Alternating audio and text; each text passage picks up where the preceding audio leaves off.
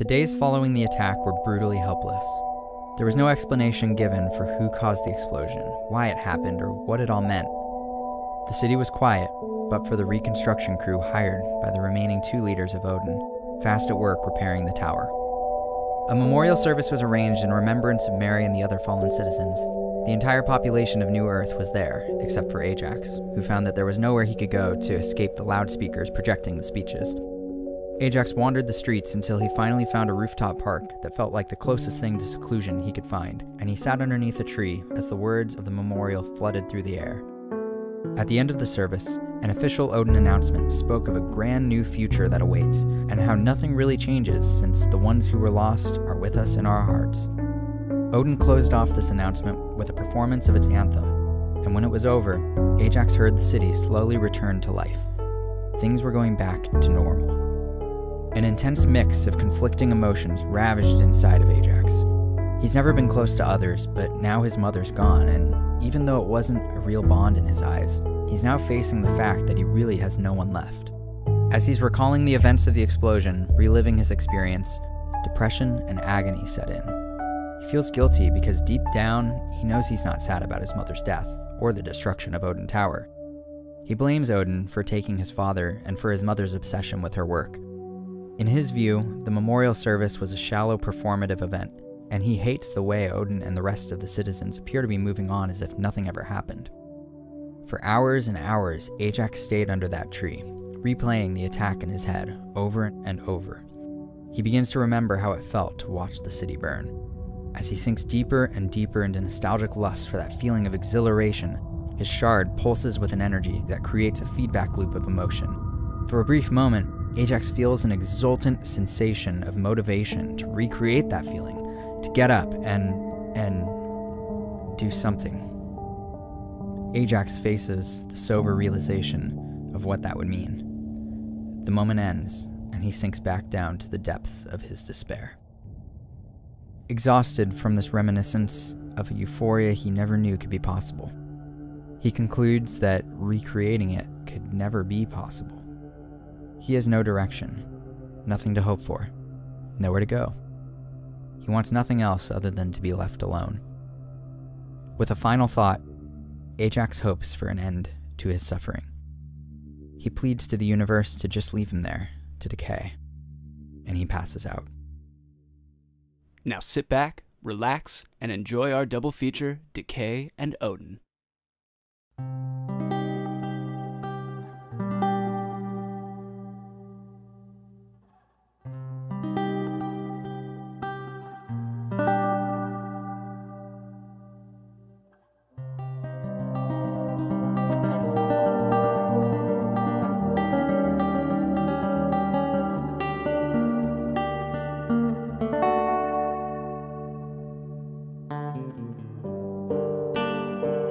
The best laid plans of mice and zealous men now laid to rest.